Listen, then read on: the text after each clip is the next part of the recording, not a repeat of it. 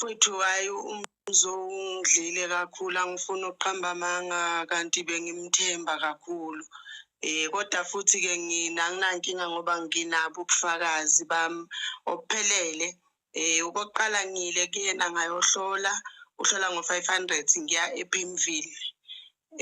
La asebenzela khona la eGoli ngoba ngila eGoli. Ngayohlola ngo-500 wasethi kuzofanele ngize nenkukhu yempangele ngize no-11,000. Nangempela ngahamba ngabuya ngeza no-11,000. U-11,000 wakhona wawukheshi kodwa umuntu wayekade embalela kodwa ngangingahambi futhi ngedwa ngoba ngangihamba nengane yami nengane yabhuti wami. Umuntu wayembalela kunobhuti onokusebenzisana naye lapho kuthiwa umnyaka. So wathi-ke idaba lami kudinga ukuthi ngiqale ngigezwe. Kwathi-ke angiyothenga leyo nkukhu yempangele ngokuthi khona abafana abasizanayo laphaya kwathi iyatholakala ngacela bona bahamba bayongithengela inkukhu le impangele babuya wasethi-ke ngifanele ngigezwe ngayogezwa. Abafana bakhona nje sebengijwayele kakhulu ngomaphupho nabo-Kansas. Ngayogezwa ngaqeda. Hayi wanginikeza izinto anginikeza zona athi angizoyisebenzisa. Hayi laphela isonto yaphela inyanga kwaqala enye. Hayi ngabuyela ngithi hey mfowethu akukho lutho olwenzekayo. Mina ngiyazisebenza ngoba nami ngisebenza nge-construction ngiwumuntu wamathenda njengosisi lo bekhuluma. Wabe sethi kuzokufanele aphinde anginikeze ezinye futhi izinto zokugeza futhi. Wabuye wanginika futhi. Hayi yaphela inyanga ngabuyela. Ngathi mina mfowethu akukho oluhlanganayo. Wathi hayi manje kushuthi into eseyingcono ukuthi kufanele ngithole isigubhu. Waseyasichaza kuyigubhu zakhe. Engabona engazuthi-ke singcono ngakwazi ukufinyelela kusona ilesa 85. Ngoba lezi ezinye ngoba ziyabiza lezi ezinye. Okay uba nokufaka inkonzo-ke khona lapha ya eJozi. Sengikhohliwe nje la gama landasithi kuyiwolo kodwa mangangena kuyoshupha ngayi-screenshot leya wolo esithanda ukuya kuyona. Ya mangilapho wabe sethi kune-special saleso sigubhu enkonzweni lapho wathi une-special salesi sigubhu so-35,000 lesa 85. Ngabe sengiyambamba-ke ecaleni seyiphuma inkonzo wasethi asibhalise thina esifuna esibhalisa le gubhu uzosinika ngo-35 kune-special. Sabhalisa-ke kodwa wabe sethi-ke sizombamba ePimville. Hayi-ke ngempela ngaya-ke ePimville ngoba besengijwayele ukuya khona. Ngifike athi yena isigubhu abasikhohliwe abasiphathanga. Ngithi naye okay athi angibuye ngesonto elizayo ngoba kuyiwa ngoLesithathu lapho ufika ngaboLezini siye ngoLesithathu-ke thina lapha ebusuku. Nangempela ngaya futhi mangifika hayi wathi usikhohliwe. Imali-ke manje inkinga ngase ngibuza ukuthi ngoba phela imali sengize ngayikhipha ngiyiphethe ngesandla nangesonto elidlule ukuthi usikhohliwe.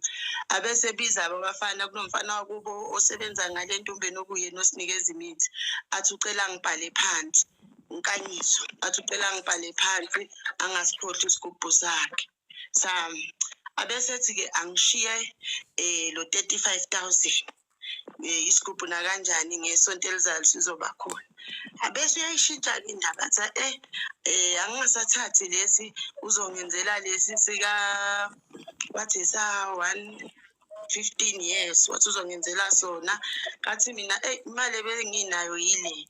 Wasethi okay-ke mangabe ngingenayo nginalo 35 ucela ngiyozama u-30 uzonginikeza ngo-65 leso. Mangibuya sengizosilanda sobe sikhona ngibuye no-30.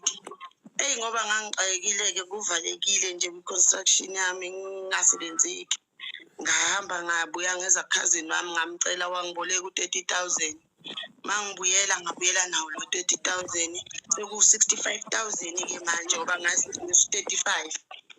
Ngabuyela nawo mangibuyela nawo isigubhu-ke wathi khona izinto ezingaphathwa ngomfana basuke sebephuthuma. Ngakhononda ngathi manje hayi ngeke sekunini ngiqala ngoba phela ngifaka upetrol mangiza la ngoba ngihlala le eCarltonville. Waxolisa-ke wathi hayi uzongifakela upetrol yakho mina nginayinkinga. Kodwa sibe kudenge ngicela ukuthi ngize nabantu uzoyiphendulela uzoyikhulumela wena ngoba Njengoba ungibiza nje uzongi-addressa mina ngithi.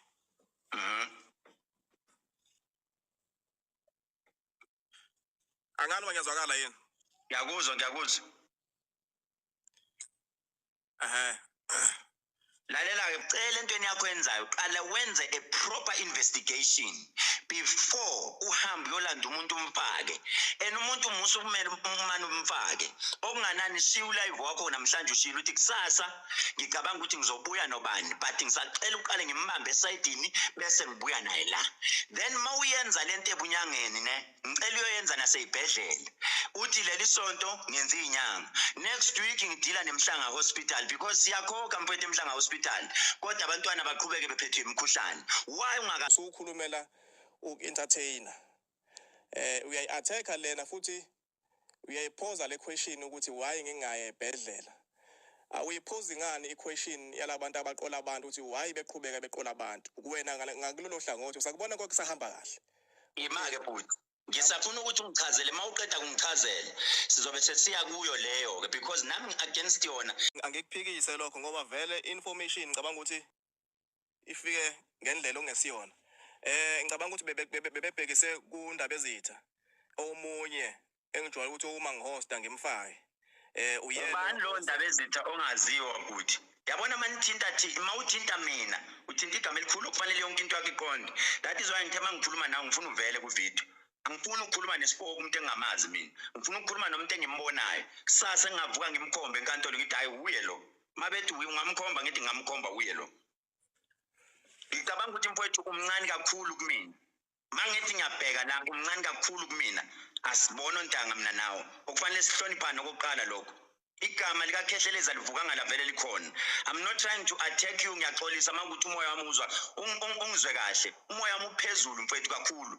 Indlela izinto zihenglisha ngayo. Uma ufuna i-backup yethu futhi sisebenzisane nawe. Ngeke sizwane uma sizophakamisana umoya. Ngokomnyaka ngimncane impela ngikuphiki lokho. Kodwa uyabona uma sizophakamiselana umoya ngiyabahlonipha abantu mina kakhulu. Ngiyacela nje mawukhuluma nami awukhuluma njengomuntu omdala ke manje ibeke eceleni leminyaka. Khuluma njengomuntu omdala wehlisa umoya khona ngizokwazi ukuzwa nami ngoba ngikuzwa mozophakamisa umoya. Ungakhulumi nami ujahile. Emake futhi. Okokuqala uyayi-understand i-damage oyenzile kakhulu empilweni yami ukuthi ingakanani. Ake ngiphinde futhi mina akwazi ungizwe nane video yodwa ozoyifica lapha ekhuluma ngoKhehlelezi. Ngivule iplatform njengamanje njengoba kuvule iplatform uma ngangena umuntu akhulume kabi ngami njengoba bebhala abanye babalandeli bakho ngeke ngize ngisho mina ukuthi into enzo wena le ngoba ngiyaunderstand ukuthi umuntu oqhamuka eceleni wenzele yanto leyana wena bekumele ungene uyiphendulele lento lezi zinto ebeyishuwa abantu ukunalokho uhambe ngokwenza ulive wakhuluma ngale platform. Ngicela ukubuza ke futhi njengoba wena uthi wena ulwela abantu ukhethwe ubani ngoba phela sikwazi ebunyangeni asikwazi ngoba umuntu kunendlela okufanele ayilandele or enye into engifuna ukubuza iscam umuntu onjani iscam senyanga umuntu onjani ngoba sengiyabona vele emkhulu ukuthi isiyaphuma esandleni. No ayiphuma esandleni uthe ngehlisa umoya sengwehlisile kakhulu futhi ngiyaxolisa makuthi ngikhuluma igama elingale ngicela ukubuza sengwehlisile umoya. Iscam senyanga umuntu onjani?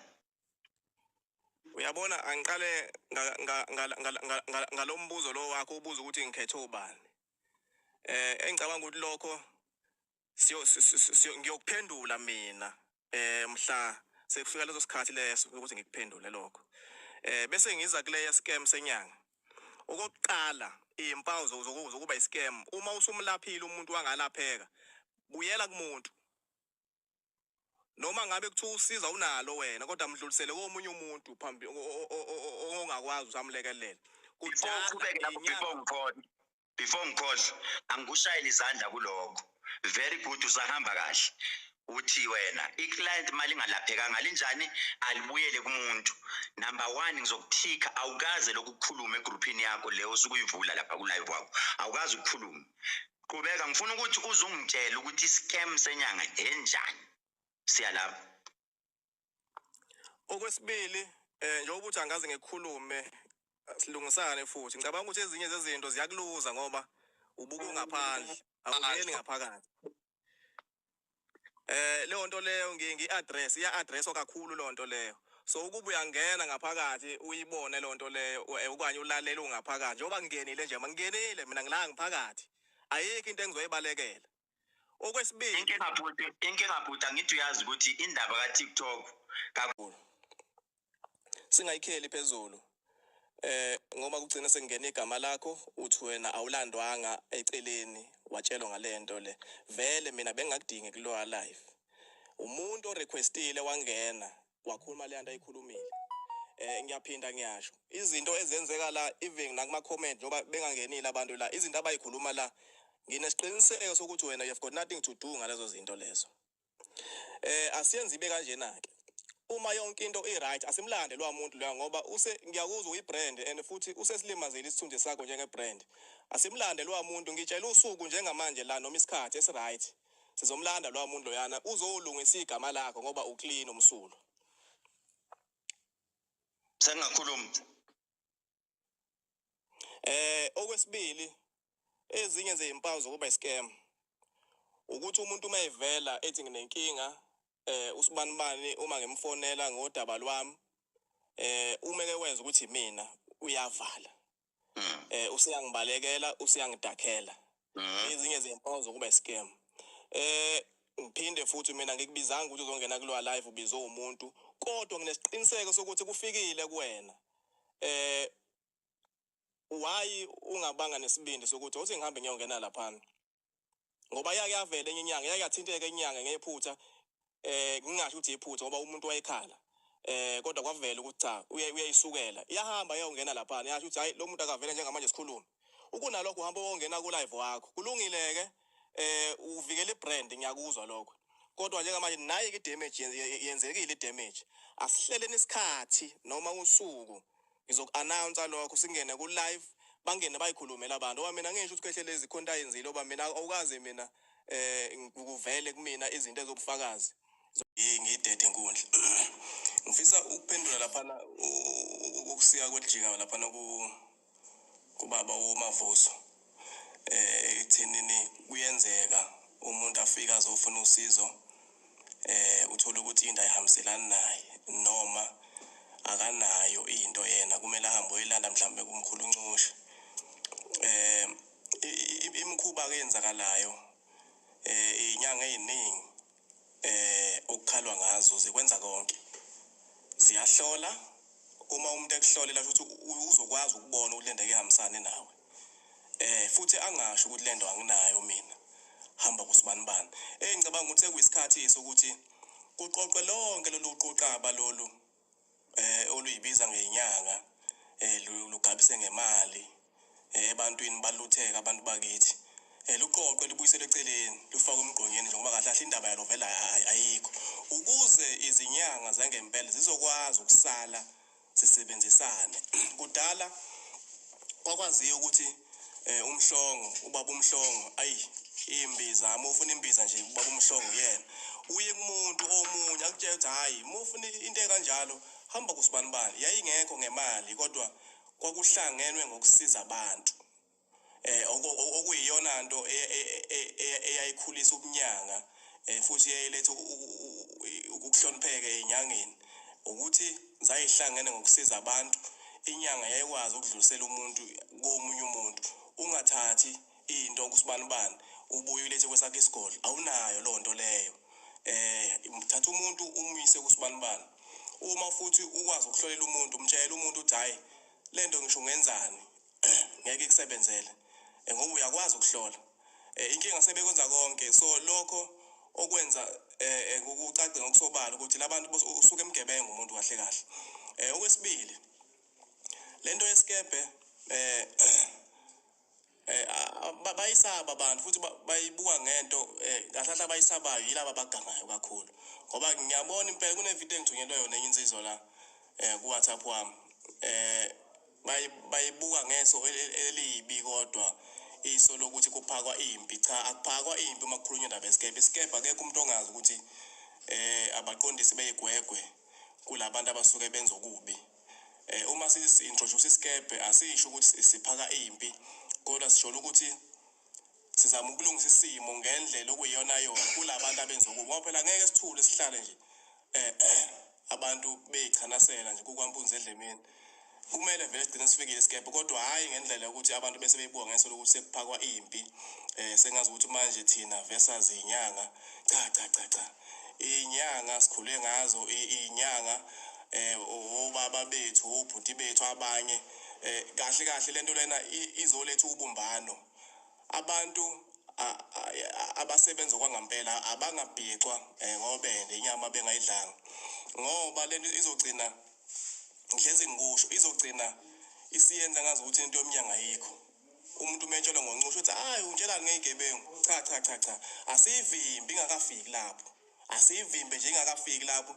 Bonile ivideo lapha ngithunyelelwe futhi ivideo ikhomba ukuthi imina ngasiwabiza amagama abantu kodwa ivideo ikhomba ukuthi imina othumela umuntu lo muntu ngelekhuzana ngabantu thizeni ngoba ngicizele indaba yesikebhe. Isikebhe akakusona esokuqalile futhi isikebhe uma sesikhona siyosho ukuthi sesikhona ke isikebhe.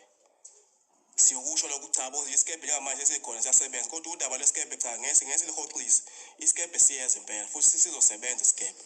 Nayo leyo kuhlangana nekomiti hlangothini lwami ngisazoyikhuluma nondaba ezitha hlangothini lwami kodwa angiyiboni kuyinto embi. Ngoba kubalekile ukuhlanganisa isizwe. Mkhulu ngehlela ngezansi. Siyabonga